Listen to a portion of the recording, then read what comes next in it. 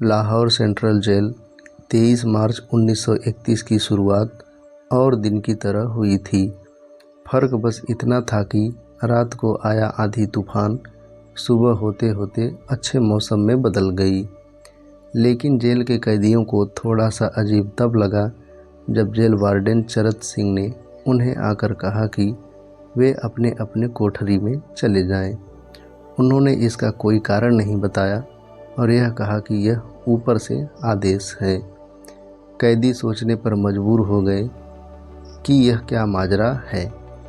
तब तक जेल का नाइब, जिसका नाम बरकत था, हर कमरे के सामने धीरे धीरे बोलते हुए गुजरा और कहा, आज रात को भगत सिंह, सुखदेव, राजगुरु को फांसी दी जाएगी। और वहाँ बंद कैदियों ने नाइब बरकत से अनुरोध किया कि भगत सिंह के फांसी के बाद उनके कपड़े, पेन, घड़ी, कमीज कुछ भी दे दे, ताकि आने वाले अपनी पीढ़ी को वह बता सके कि हम भी भगत सिंह के साथ जेल में बंद थे। बरकत भगत सिंह का कंघा और पेन लाया। बंद कैदियों ने उसे अपना अधिकार जमाने की कोशिश की। उसके बाद अब सारे कैदी की नज़र भगत सिंह के साथियों के साथ उस रास्ते पर थी जिस रास्ते से उनको जाना था। एक बार कांग्रेसी नेता भीमसेन सच्चर से जब भगत सिंह की मुलाकात हुई तो भीमसेन सच्चर ने कहा कि आप अपने साथियों के लिए और अपने लिए अपने बचाव में क्यों केस नहीं किए। तो भगत सिंह का कहना था कि हम जैसे इंकलाबियों के मरने से ही आंदोलन मजबूत होगा, न कि अदालत में अपील करने से होगा। ऐसा कौन देशभक्त होगा, ऐसा कौन देश प्रेमी हो सकता है जो अपने मरने की कोई परवाह नहीं है देश की आज़ादी के लिए।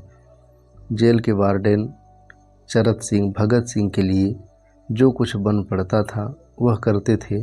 चरत सिंह की वजह से वह लाहौर के एक लाइब्रेरी से भगत सिंह के लिए किताबें पहुंचाते थे। भगत सिंह जेल के कठिन ज़िंदगी को बहुत जल्दी आदी हो चुके थे। उनका रूम नंबर 14 था, जिनका फर्श भी पक्का नहीं था और उस कोठरी में घास भी जमी थी, जो बड़ी मुश्किल से 5 फीट 10 इंच का अपना शरीर उस रूम में कठिनाई के साथ रहते थे। भगत सिंह को फांसी दिए जाने से पहले उनके वकील प्राणनाथ मेहता उनसे मिलने पहुँचे और बाद में उन्होंने लिखा कि भगत सिंह एक छोटी से पिंजड़े में बंद शेर की तरह घूमते रहते थे।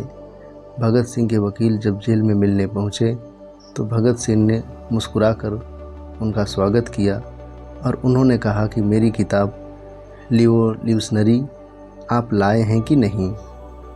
जब वकील मेहता ने उनको किताब दी तो भगत सिंह उसको वहीं पढ़ने लगे।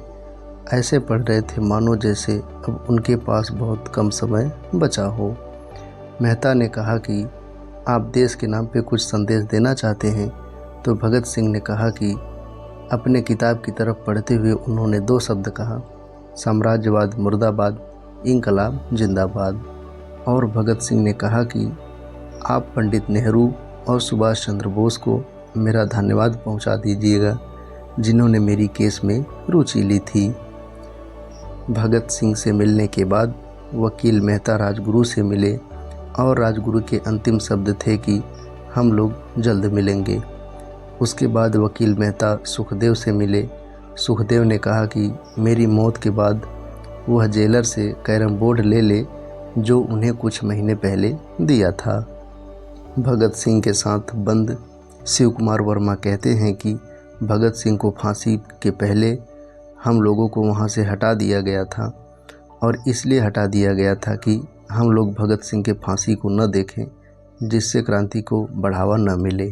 शिव कुमार वर्मा लिखते हैं कि जब मेरी भगत सिंह से मुलाकात जेल में हुई अंतिम बार तो उनको देखकर मैं रो दिया। तो भगत सिंह ने कहा कि मैं अपनी सारी चिंताओं से कुछ दिन बाद मुक्त हो जाऊंगा, हिम्मत हारने की ज़रूरत नहीं है। इसके बाद मुझे जेलर ने वहां से हटा दिया। वकील मेहता के जाने के बाद जेल के कर्मचारियों ने तीनों क्रांतिकारियों को बता दिया था कि उन्हें वक्त से 12 घंटे पहले फांसी दी जा रही है। और जेल के कर्मचारियों ने कहा कि उन्होंने अगले दिन सुबह 6 बजे फांसी के बजाय शाम 7 बजे को फांसी पर चढ़ा दिया जाएगा। तो भगत सिंह ने कहा कि मेरे पुस्तक का एक अध्याय भी ख़त्म नहीं करने देंगे।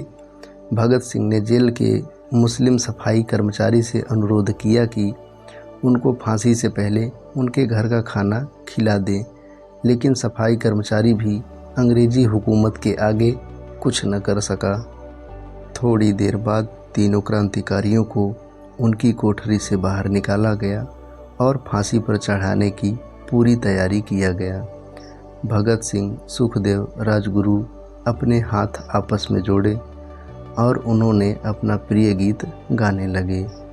वह गीत जो है, कभी वो दिन आएगा कि कभी हम आज़ाद होंगे, ये अपनी ही जमी होगी, ये अपना आसमां होगा। उसके बाद तीनों क्रांतिकारियों को आखिरी स्नान के लिए बोला गया और उन्हें काले कपड़े पहनाए गए, लेकिन चेहरे खुले रहने के लिए कहा गया। जेल वार्डन चरत सिंह ने भगत सिंह के कान में फुसफुसाकर कहा कि फाहे गुरु को याद करो। भगत सिंह बोले, पूरी ज़िंदगी में भगवान को याद नहीं किया, क्योंकि कई बार मैंने गरीबों के क्लेश दुख के लिए भगवान को कोसा भी है। अब उससे माफ़ी मांगूंगा तो कहेगा कि इससे बड़ा डरपोक कोई नहीं है, इसका अंत नज़दीक है तो यह माफ़ी मांग रहा है। जैसे ही जेल की घड़ी में 6 बजा, कैदियों ने दूर की आती आवाज़ सुनी और उन्हें साथ में दबे स्वर में यह सुनाई दिया कि सरफरोशी की तमन्ना अब हमारे दिल में है। तभी ज़ोर से वहाँ इंकलाब जिंदाबाद और हिंदुस्तान के नारे सुनाई दिए। फांसी देने के लिए मसी जल्लाद को लाहौर के पास सहदरा से बुलाया गया था। भगत सिंह बीच में खड़े थे और अपनी माँ के दिए हुए वादे को वह पूरा करना चाहते थे और फांसी के समय उन्होंने इंकलाब जिंदाबाद के नारे लगाए। भगत सिंह पर किताब लिखने वालों में प्रोफेसर मलविंदर लिखते हैं कि लाहौर ज़िला के कांग्रेस सचिव पिंडी दास सोधी के घर लाहौर सेंट्रल जेल के पास है और उन्होंने कहा कि जब भगत सिंह ने इंकलाब जिंदाबाद के नारे लगाए थे तो उसकी आवाज़ उनके घर तक सुनाई दी थी और जेल में बंद सारे कैदियों ने उनके साथ इंकलाब जिंदाबाद के नारे लगाए। तीनों क्रांतिकारियों के गले में फांसी की रस्सी डाल दी गई, हाथ और पैर बांध दिया गया। जल्लाद मसी के पूछने पर सबसे पहले फांसी पर कौन लटकेगा, तो सुखदेव ने सबसे पहले हामी भरी। उसके बाद जल्लाद ने एक एक करके रस्सी खींची और पैर से मारकर नीचे की लकड़ी को हटा दिया। बहुत देर बाद तीनों क्रांतिकारियों को लटके रहने के बाद उन्हें उतारा गया और मौजूद डॉक्टरों ने उन्हें मृत घोषित कर दिया। तीनों क्रांतिकारियों का अंतिम संस्कार पहले जेल में करने का फैसला किया गया था, लेकिन जेल कर्मचारियों ने सोचा कि अगर अंदर से धुआं उठेगा तो बाहर के लोग जेल पर हमला कर सकते हैं। उसके बाद उन्होंने तय किया कि जेल के पीछे से ले जाने के लिए एक ट्रक आई और तीनों क्रांतिकारियों की शव को अपमानजनक तरीके से ट्रक में फेंक दिया गया और सतलज नदी के किनारे अंतिम संस्कार करने का निर्णय किया गया। रात के 10 बज गए थे जब लोगों को पता चला कि भगत सिंह, सुखदेव, राजगुरु की यह बॉडी है, शव है, तो वहाँ पर भारी भीड़ आते देख अंग्रेजी सैनिक भाग गए और रात भर लोगों ने पहरा दिया। अगले दिन पुलिस प्रशासन के साथ कई इलाकों में नोटिस चिपकाने के बाद यह कहा गया कि भगत सिंह, सुखदेव, राजगुरु का सतलज नदी के किनारे अंतिम संस्कार कर दिया गया और लोगों ने इसकी कड़ी प्रतिक्रिया दी।